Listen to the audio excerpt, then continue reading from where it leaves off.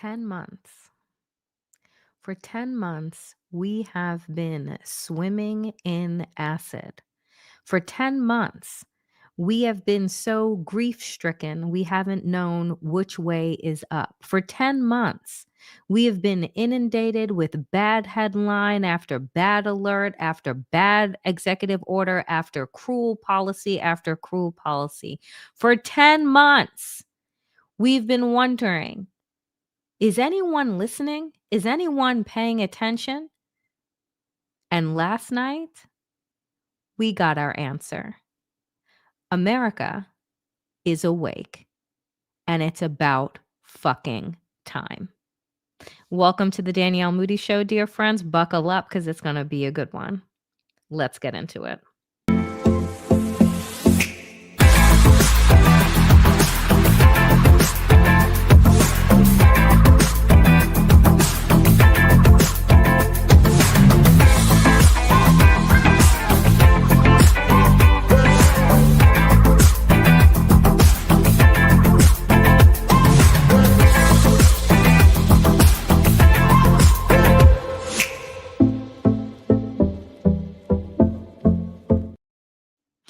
Y'all, I have been live for hours on Substack, but I promise that I have saved the best for damnation.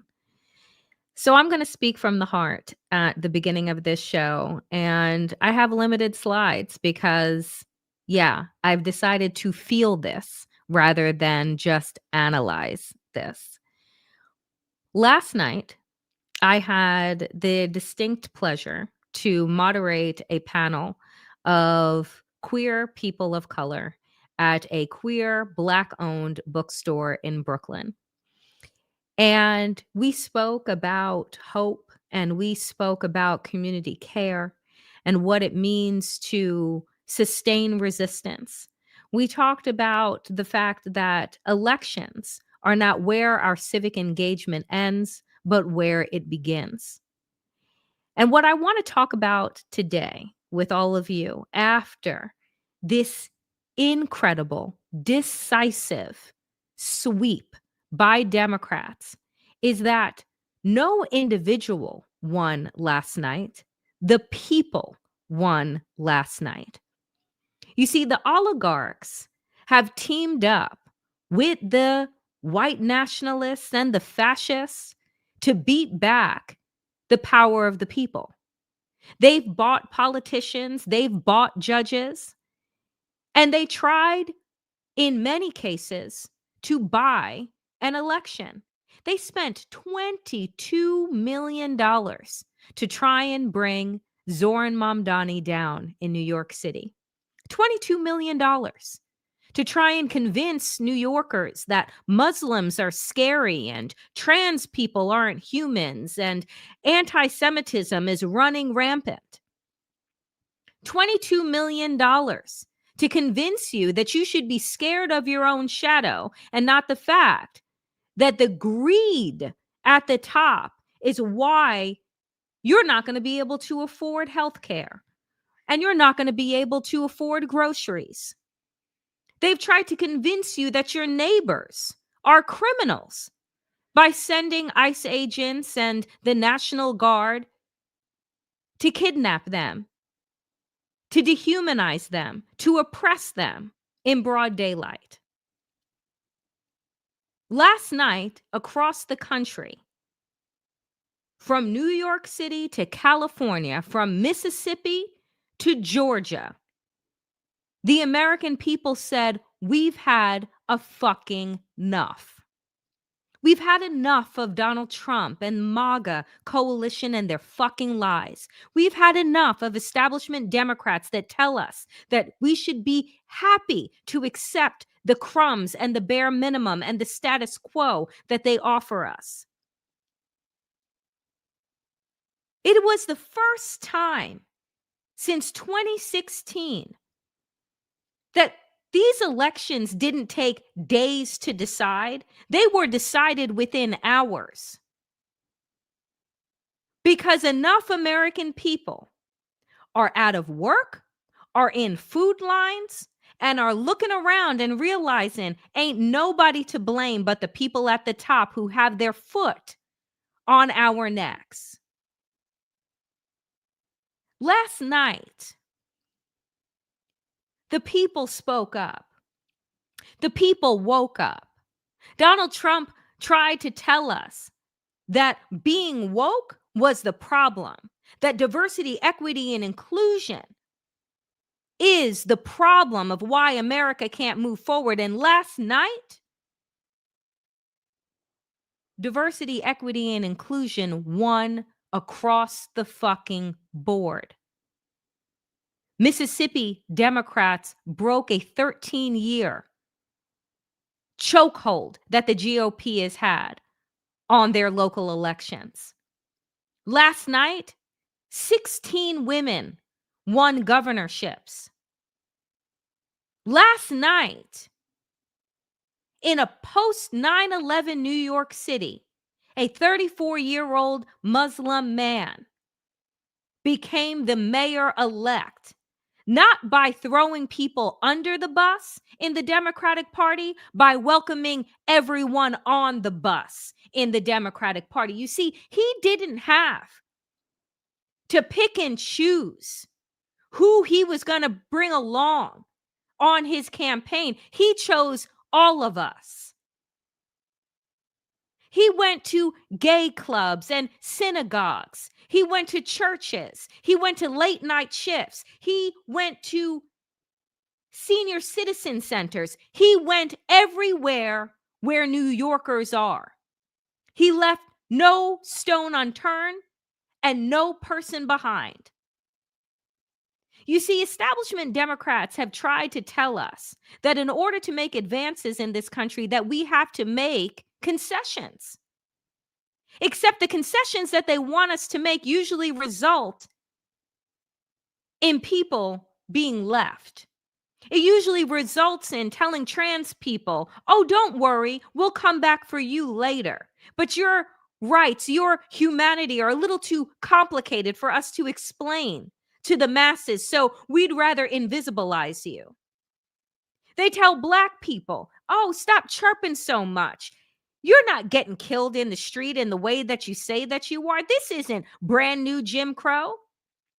Can't you be grateful that you got a Black president for 8 years, even if it hasn't meant the overturning of 400 years of oppression? They tell women to sit down. It's fine that you only have patchwork protections because we allowed Roe v. Wade to be overturned because we were convinced that precedent actually mattered. You see, folks, they have tried to feed us crumbs and tell us that it is a gourmet meal. They have tried to have us get hip to the status quo and tell us that that's what progress looks like. Meanwhile, establishment Democrats and Republicans are sucking from the same corporate tit. Case in point, Andrew fucking Cuomo. And I hope, much like Mamdani said last night, that I never have to utter your fucking name again.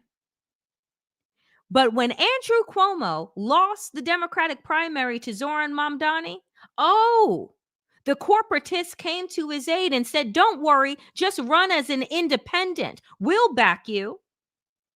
So when Bill Clinton, Elon Musk, Stephen Miller, and Donald Trump are backing the same candidate, do you know what I need to do? Back the fuck up, because I know that that person is not for me. You see, Chuck Schumer and Hakeem Jeffries are so busy trying to appease their massa, right? Appease their donors who fill their coffers rather than standing up for the people that they say that they are for. We've become so accustomed to getting the bare minimum that we have allowed these motherfuckers to lie to our faces and tell us that, oh, no, we can't talk about the Palestinian people right now and their suffering because we won't win an election that way.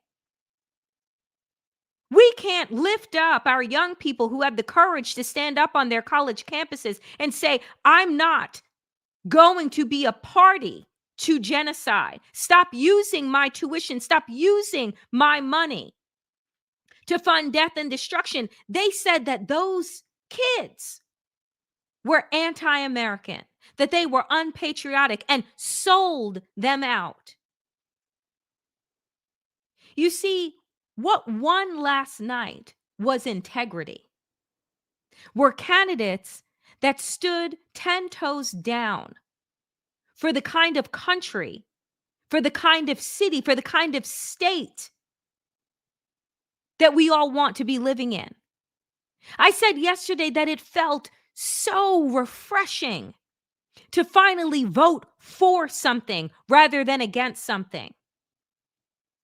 Hope is an extraordinary tool against oppression, against fascism. And it's something that we almost lost sight of until last night. I said today, oh, God and the universe didn't forget us. They didn't forget us because the people showed up and they showed out. Because the people stopped falling for the rope-a-dope that would have you believe that the only war that you need to be fighting is a culture one. I don't give a fuck what bathroom you use or what Cheerios commercial is running. I don't care what kind of Legos are coming out. What I care about is whether or not I have enough money to put food and medicine on my table and in my cabinets and gas in my car. What I care about is not just surviving in America and being gaslit into believing that this is the best country in the world. What I care about is being given the opportunity to thrive. And they've told us that that is just too much. Oh, not everybody can thrive, not all at the same time. And last night, the lies stopped penetrating. The lies stopped working. The smears fell empty.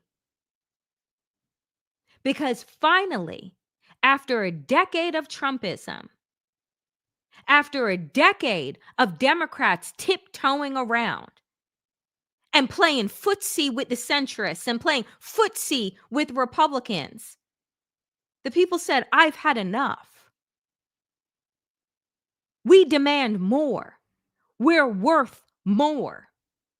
I don't want to spend my days voting against something. I want to vote for something. I want to vote for the country that I want. I want to be big and bold with my imagination and with my goals and with my desires. I am so tired of people telling us that we can't use our tax dollars for childcare, that we can't use our tax dollars for free buses, that, oh, it's an obscene thought and it's socialism to believe that all people are deserving of the basic necessities, food and shelter and clothing.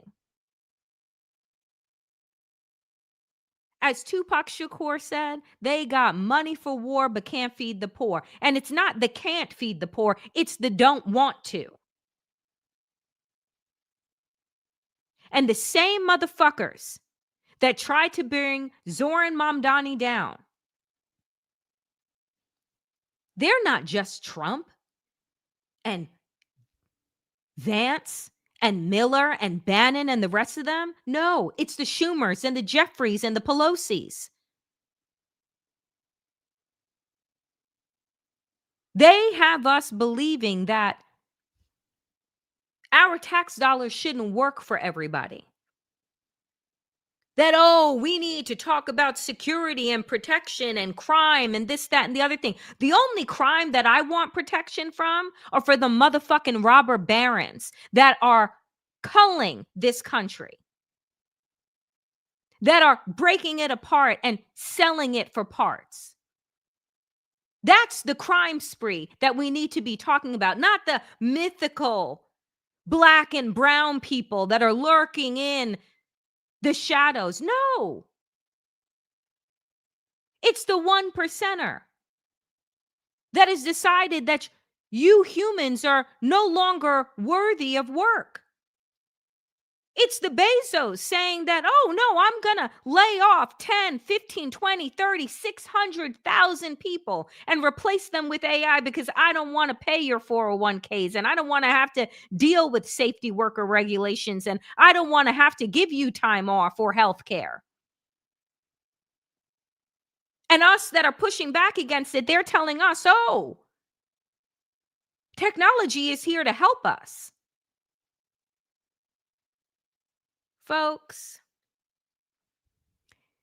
last night was an awakening. Last night was a shot across the bow. Last night was the spark that was needed to remind the American people of what is possible. Possibility is the kryptonite of fascism. It is also the kryptonite of the status fucking quo. You see, everybody wants to talk about big tents right now. They want to talk about, well, the Democrats are a big tent. And I said this earlier with Waj and Francesca on Substack. Said, I don't need to be a part of a big tent if that big tent is a circus. I'm not interested in being entertained. The Democrats have been a circus. I'm not interested in just being shooed over to the corner and being told that caring for people is radical, that giving people food is radical, that saying that all people should have self-determination is a socialist thought and idea. These people, all of them, are the handmaidens of capitalism. You see, capitalism only works for a select few.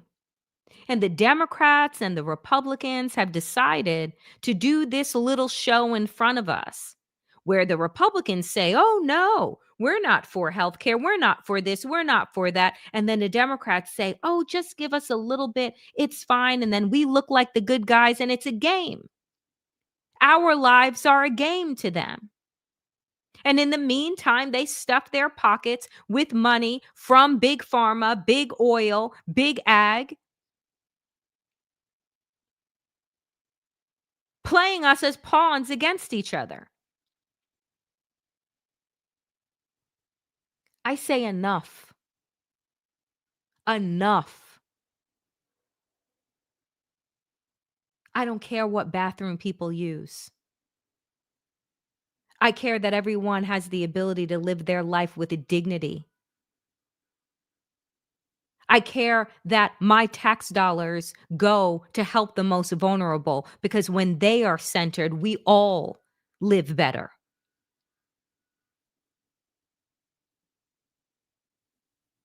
And now there are people that will bet against those that were just sworn into office. They'll say, oh, well, they can't possibly live up to their campaign promises, as if Donald Trump ever has.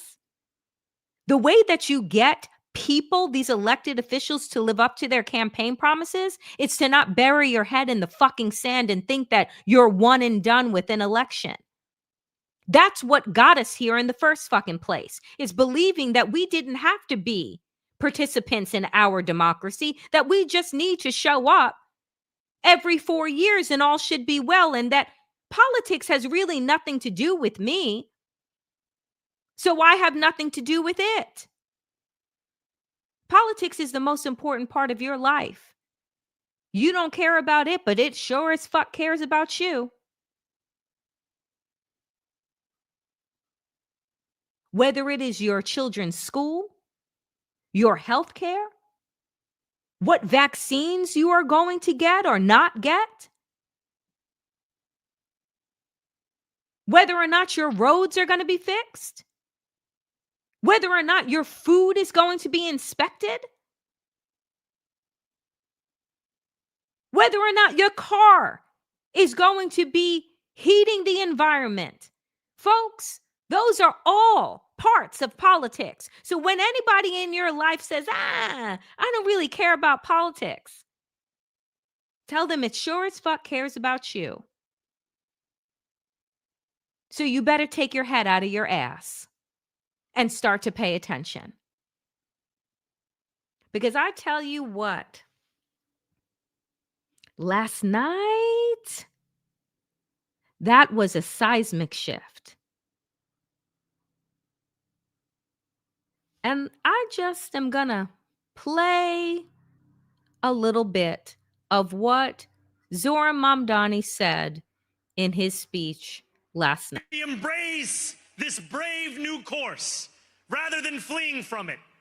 We can respond to oligarchy and authoritarianism with the strength it fears, not the appeasement it craves. After all, if anyone can show a nation betrayed by Donald Trump how to defeat him, it is the city that gave rise to him.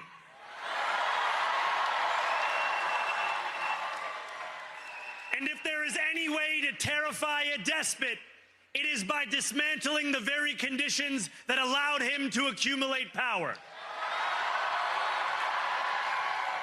This is not only how we stop Trump, it's how we stop the next one. Because you see, what he knows and what I have talked about on this show and so many other shows is that Donald Trump is a machination of all of the things that this country has allowed to just be swept under the rug. Dick Cheney died yesterday. He got to die with dignity and a free man, even though it was him that concocted the war on terror based on a fucking lie. A lie that had us invade Iraq and kill hundreds of thousands of people in 2 forever wars in Afghanistan and in Iraq. And even after it was proven that there were no weapons of mass destruction, was there any accountability to be fucking had? No. He got to rebrand himself because Donald Trump came and made him look like fucking Santa Claus instead of the fucking Darth Vader that we've all known him to be. You see, the reason why Donald Trump is able to begin surveillance using the $170 billion that has been given to ICE, that has made it the 16th strongest military in the world. You see, the reason why they're now able to hire all of these people to look through our social media? Because Dick Cheney scared the world into believing that in order for us to stay secure as a nation, we needed to give up our civil liberties. And that little piece of legislation was called the Patriot Act. The Patriot Act being the blueprint for what Donald Trump is using to provide to ICE to surveil us so that he can fill up, the for-profit prisons that he has created all around this country. You see, this is a country that has never believed in holding criminal ass, white, cis, hetero, wealthy men accountable for any fucking thing. You can go back to Nixon. Nixon was allowed to resign. Oh, resign in disgrace, but resign none the fucking less. Nixon should have been in jail. Nixon should have been the example that no one is above the law. Oh, you can resign, sure, but we're going to hold a motherfucking trial. But you see, we let Nixon go. And then what happened? Reagan. And what did Reagan do? Reagan concocted the welfare queen and just filled the Black community with drugs, and then wanted to turn around and say, oh, we have a war on drugs, which was essentially a war on Black people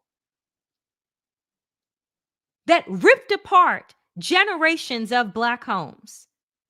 What did Reagan do? Oh, bomb Philadelphia in the 80s.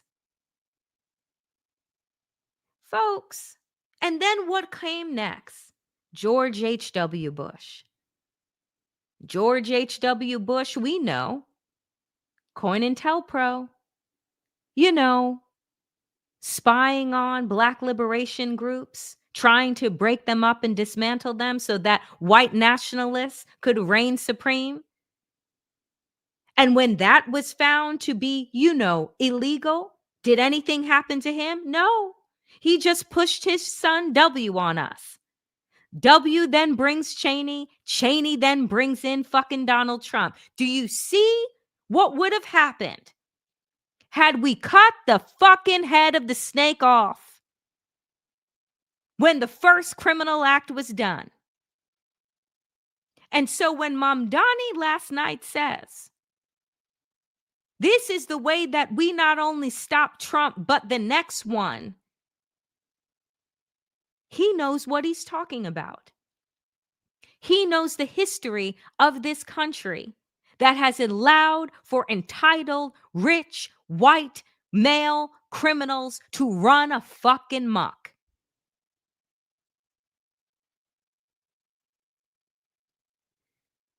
Donald Trump is the Frankenstein of fuckery, from Nixon to Reagan to the Bushes and all the folks that came even before that. And they try and placate us, and they try and tell us, oh no, we got to feed the rich because they'll trickle down. Oh, that's not pee on your leg, that's just rain.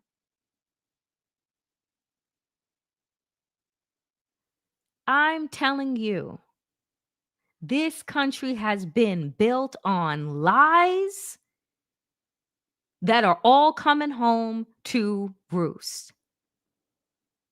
They tried to make melanin a crime so that you could be distracted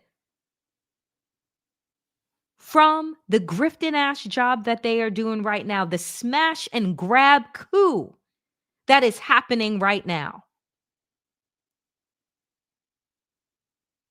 I want you to listen to now Donald Trump's response.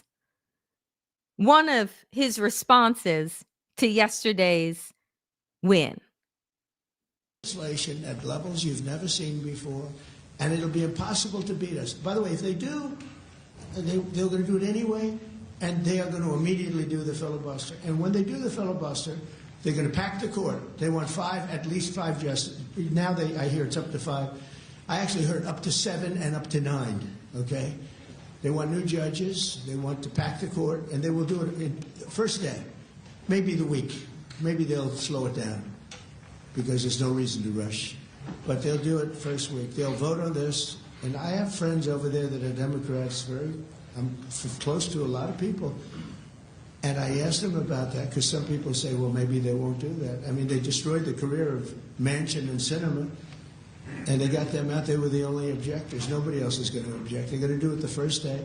They're going to pack the court. They're going to make D.C. a state, and they're going to make Puerto Rico a state. So now they pick up 2 states. They pick up 4 senators, okay? You think you have problems? They're going to do all of the things. They're going to pick up electoral votes. It's going to be a very, very bad situation. And it's done. It's done. As soon as they attain power. Now, if we do what I'm saying, they'll most likely never attain power because we will have passed every single thing that you can imagine that it's good and all good for the country. And there'll be no reason to. If we don't do that, people will say they're not doing much and they're in power. So the good news is we did the great, big, beautiful bill, and it's the greatest thing we could have done. And the smartest thing with John and... Do you see what he's saying there? Oh my God, if Democrats come back into power, they're going to remake the courts. Oh, you mean the way that Mitch McConnell and Donald Trump have been able to remake the courts into their own private judiciary? You mean the way that Mitch McConnell and Donald Trump stole not 2, but 3 fucking Supreme Court seats that gave them a 6-3 conservative majority that has rolled back damn near all of the 20th century? You see, Donald Trump is standing up there holding on to that podium for dear life because old Kenkles ain't doing so well. And what he's trying to scare his little fucking small flock into believing is that if Democrats get power again, you see, democracy doesn't work for us. This is why they're trying to get all of Project 2025 done in one fucking year, because they know that Donald Trump is on borrowed motherfucking time. And they know that they don't have another cult of personality in the pipeline that is going to hoard the power and scare the masses into what he believes the way that Donald Trump has. But you see, what you saw just there, what you saw was fear. Not fear of Democrats, fear of the return of democracy. What you saw, what you heard, were cracks in the dam. The fissures that have been ripping MAGA apart. You see, Donald Trump told people, vote for me, and I'm going to bring prices down. It's been 10 fucking months. And I know what my grocery store bills look like. What do yours look like? Donald Trump said, vote for me. I'm going to bring jobs back. Amazon has cut tens of thousands of jobs. Microsoft has cut jobs. Paramount has cut jobs. UPS has cut 48,000 jobs. Donald Trump said, vote for me, and I'm going to take away the criminals. Instead, what I've taken away are your hairdressers and your gardeners and your nannies and your school teachers. Donald Trump said, vote for me, and all will be safe and all will be well. Except we have the National Guard forming military formations while children are playing out in parks. We have ICE doing hit and run jobs and dragging people out of their cars and leaving children abandoned in the street, crying for their parents. You see, Donald Trump is not popular. And that is what was decided last night. Not only is he not popular, America hates him. They hate him, they hate his policies, they hate his lies, and they hate the motherfuckers that capitulate to him.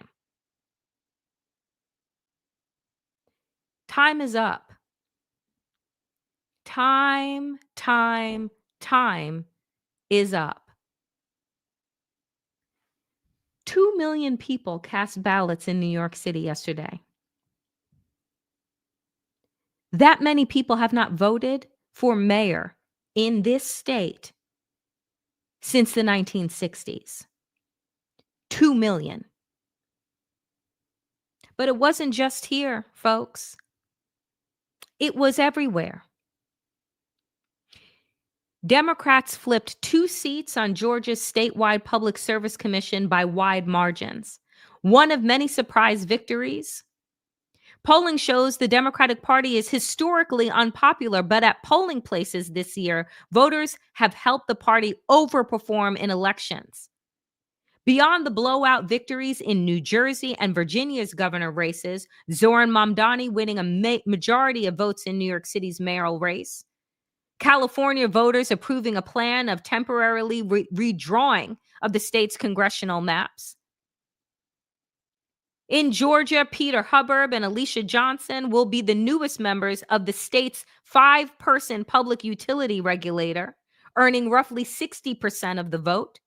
It's the first time Democrats have won a non-federal statewide office there since 2006. Pennsylvania voters chose to retain 3 state Supreme Court judges that were first elected as Democrats after millions of dollars in outside spending, driven by conservative billionaire Jeff Yass. Efforts to reshape the state's courts politics. Democrats also won special elections for a seat on Pennsylvania's Superior Court and a seat in the Commonwealth. Also in Pennsylvania, Democrats swept the top row offices in purple-hued Bucks County, electing the county's first ever Democratic district attorney and defeating an incumbent Republican sheriff a year after Trump narrowly won there. Democrats similarly notched commanding victories in county executive races in Erie, Lehigh, and Northampton counties, all bellwether counties in recent presidential elections. At the state legislative level, Mississippi Democrats have broken a GOP. Folks, this is Mississippi. Okay? Mississippi. Democrats broke a GOP supermajority in the state Senate after flipping 2 seats in that chamber, plus picking up another one in the state house. A federal court ordered lawmakers to redraw 14 total House and Senate districts after finding that the maps drawn in 2022 discriminated against, guess what? Black voters. So just for folks to be clear, this is the case that is coming up that was already heard at the Supreme Court that will finish the gut job of the Voting Rights Act in June of 2026. This is why voting matters. This is why they are trying to steal the midterm elections, because they know this 2025 election, oh, this was a signal. This was a shock. They thought maybe that they would win some because Donald Trump said he came into office 10 months ago on a mandate. He came into office on fucking dental floss and a dream, because I'm still not convinced that he won. But 10 months into office, you should still be riding high on your campaign win, on your electoral victory from a year ago. But the fact of the matter is, Donald Trump's popularity is circling the drain somewhere around 35 to 37% and dropping. In many local races across the country, Democrats touted victories that will reshape their communities, like the flipping of all 3 city council seats in Georgetown, South Carolina, the unseating of the last remaining Republican city council member in Orlando, Florida, and winning back mayoral races in Connecticut. For the first time in half a century, Democrats control a Onondaga County legislature that includes Syracuse, New York. Democrats saw a city council seat in Charlotte, North Carolina, switch parties for the first time since 1999. Democrats across the ideological spectrum won too. Beyond Mamdani's victory in New York City, the Democratic Socialists of America touted municipal wins for members in Detroit, Atlanta, Cambridge, Massachusetts, among others. Folks, last night wasn't just about one man in one city. Last night was an indictment on authoritarianism and fascism. Last night was a signal to the fascists and the oligarchs that the people of this country are not done. They are not going to lay down and allow the technocrats and the broligarchs to have their way with this country. Democracy isn't finished with us yet, and we are not finished with democracy. You see, this election last night is not about going back to the way things were, because if you think about it, folks, the way things were didn't work for trans people, didn't work for Black people, didn't work for Latino people, didn't work for disabled people. We need better. And we need to disavow ourselves from the ideas that tell us that we need to stay small. Our ideas need to be big and bold and let the establishment choke on it. Their time is up. For months now, I have sat here with you all on a roller coaster of emotion. I've been brought up and I've been brought down. I have felt so low that there were days when I did not want to get out of bed. I am not going to sit here today and tell you that the job is done. I'm going to sit here today and tell you that now the real work begins because we know the pattern of backlash that is coming. They don't want the people to have power. They don't want us to have a voice. They're sitting there in those gilded rooms, those tacky gold fucking rooms, and trying to concoct ways to distract us, to numb us, to make us feel so hopeless that we just have to sit and stream and doom scroll. The people are awake now. The numbing is over. The burying our heads in the sand is done. What we see now is that when we unite across ethnicities, across races, across genders, across identities, across orientation, across religion, across ability,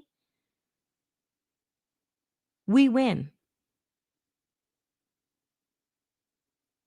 I remind people all the time,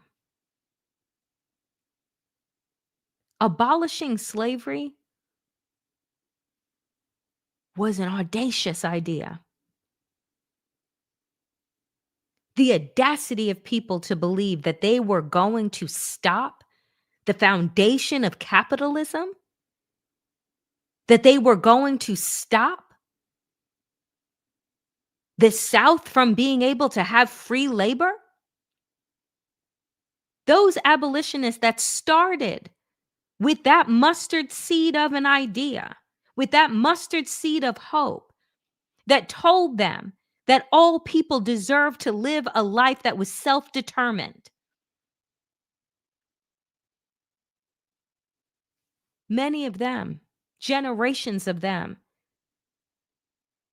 did not see freedom for Black enslaved people, but they dreamt of it. They worked for it because they knew that you don't always get to sit under the shade of the tree that you plant, but you plant it. They knew that you don't always get to eat the fruit, but you toil the earth anyway. They are telling us now that capitalism is the only way, extraction is the only way that the world continues to churn. It's not. They tell you that equity and justice, oh, that's some far-reaching utopia. It is not. We have got to conjure the imagination that our ancestors had when they believed in freedom that they would not see. This is our time. This is our moment. This is our journey, our pathway.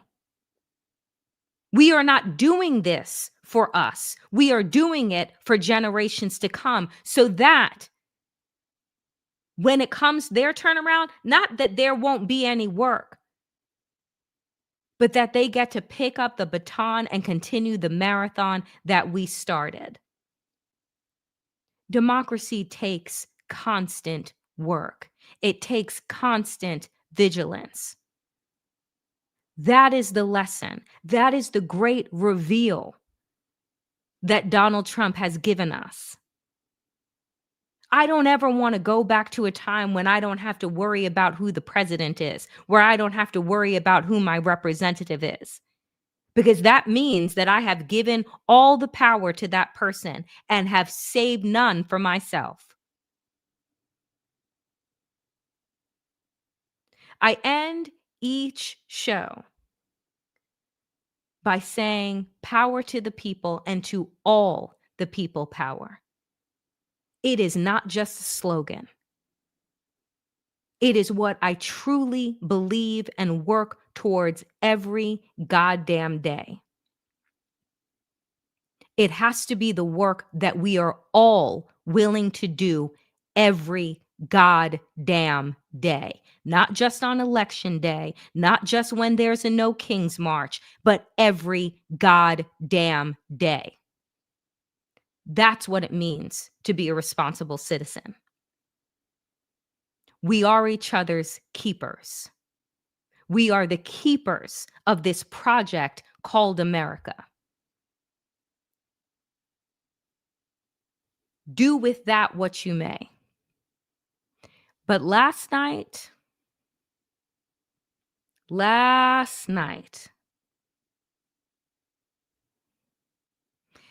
that be the seed that you hold on to. I talk about it all the time, the mustard seed of hope. Let that be what you hold on to, what you water, what you nourish, what you allow to grow. Because there will be darker days to come. Last night was a glimmer. Last night was a spark. But us collective, we are the fire. So I will leave you today with this, which is Zohran Mamdani's 2-minute clip that I found so powerful and so important that I want to play it.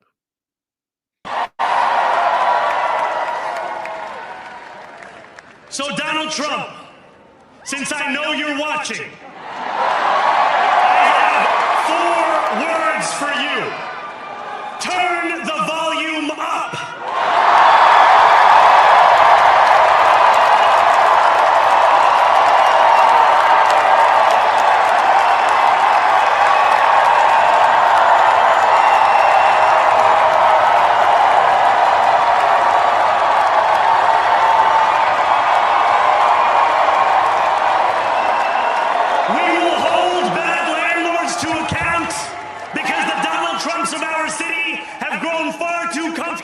Taking advantage of their tenants. We will put an end to the culture of corruption that has allowed billionaires like Trump to evade taxation and exploit tax breaks. We will stand alongside unions and expand labor protections because we know, just as Donald Trump does, that when working people have ironclad rights, the bosses who seek to extort them become very small indeed. New York will remain a city of immigrants, a city built by immigrants, powered by immigrants, and as of tonight, led by an immigrant.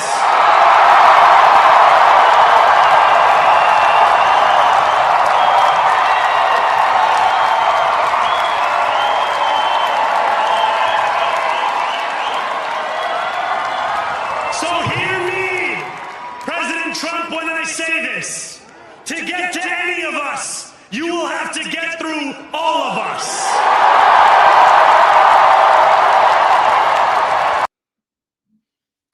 Amen.